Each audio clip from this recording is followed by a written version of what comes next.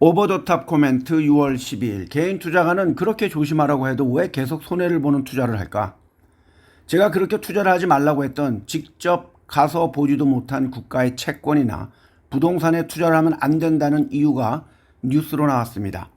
이지스 자산운용이라는 곳에서 펀드로 담고 있던 독일의 한 빌딩이 도산이 되었기 때문에 이미 한 차례 미뤄졌던 대출 만기가 도래했지만 대주단은 파산을 선언할 수밖에 없게 되었으며 최근 수익률은 마이너스 79%로 원금이 손실될 것입니다.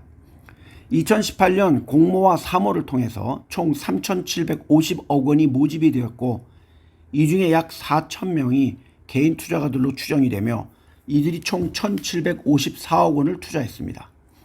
그간 이지스 자산운용은 투자금의 약 16.4%인 308억 원을 배당으로 지불했지만 누적 손실에 비하면 택도 없는 금액입니다. 문제는 이것만 있는 것이 아닙니다. 한국투자 리얼에셋 운용이 출시한 벨기에 코어 오피스 부동산이라는 펀드는 실적이 없자 만기를 2029년까지 5년 연기했으며 현재 마이너스 68% 수익률입니다.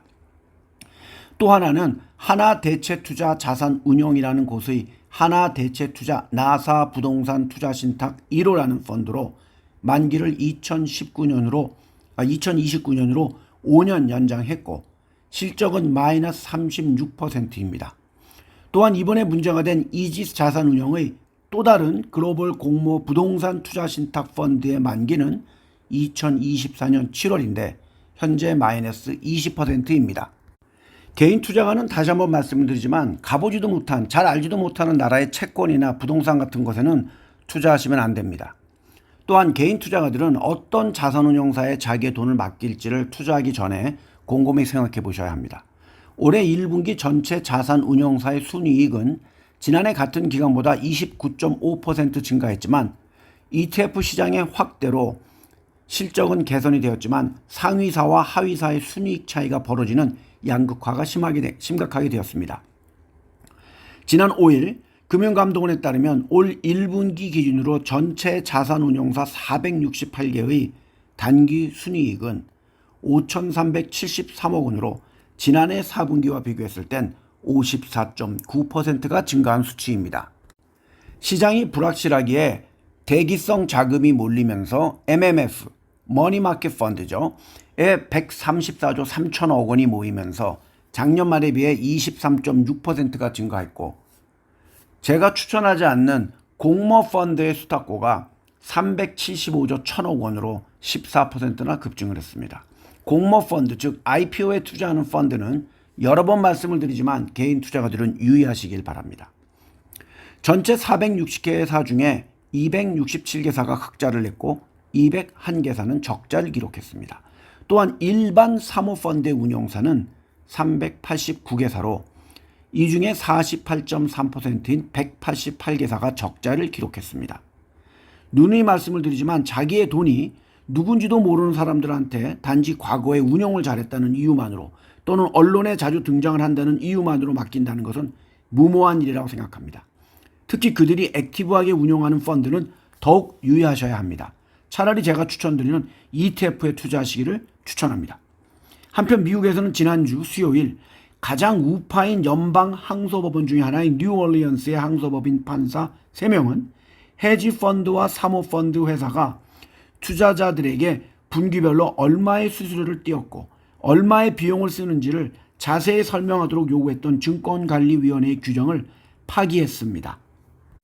이 규정은 사모펀드 사업에 대한 발전에 큰 장애가 되었습니다. 그만큼 이런 펀드들은 블랙홀과 같이 모든 것을 빨아들이긴 하지만 무엇을 하는지 알 수 없는 펀드들이 많이 있습니다. 지난 3일 한국거래소에 의하면 지난 5월 한 달 동안 개인 투자가들이 많이 산 10개 종목이 모두 마이너스 수익률을 기록했다고 합니다. 개인 투자가의 순매수 1위 종목은 삼성전자였고 5.16% 하락했습니다. 이어 삼성 SDI 13.71% 하락, LG화학 12.67% 하락, LG에너지솔루션 14.91% 하락, 카카오 10.91% 하락을 했습니다. 또한 한국전력 8.04% 하락, JYP엔터 12.89% 하락, 한국타이어앤테크놀로지 25.80% 하락, 삼성바이오로직스 6.53% 하락, S-오일 6.19% 하락 등 일제히 마이너스 수익률을 나타냈습니다. 따라서 종목 평균 수익률은 마이너스 11.65%로 집계가 되었으며 이 기간 코스피는 2.06% 하락했습니다. 반면 5월 한 달 사이 외국인 투자가들의 순매수 상위 10개 종목 가운데 8개 종목이 수익이 났으며 기아 0.25% 하락과 HD 현대중공업 6.54% 하락을 제외한 모든 종목이 상승을 했습니다.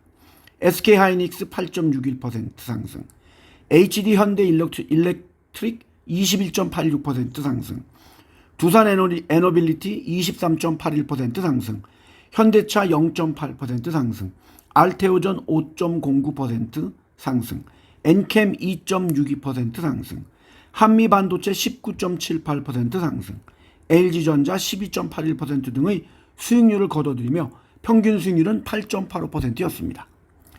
또한 제가 누누이 추천하지 않는 엔화에 대한 투자는 계속 엔화가 달러 대비 약세로 가기 때문에 그럼에도 불구하고 계속 엔화를 사시는 분들이 계시지만 향후 몇 년을 본다면 어떻게 될지는 모르지만 그렇게 큰 이익은 나올 수 없다고 보고 그 자금으로 차라리 다른 자산군에 투자를 하면 더 많은 이익이 나오기에 기회비용을 보면 아쉽습니다.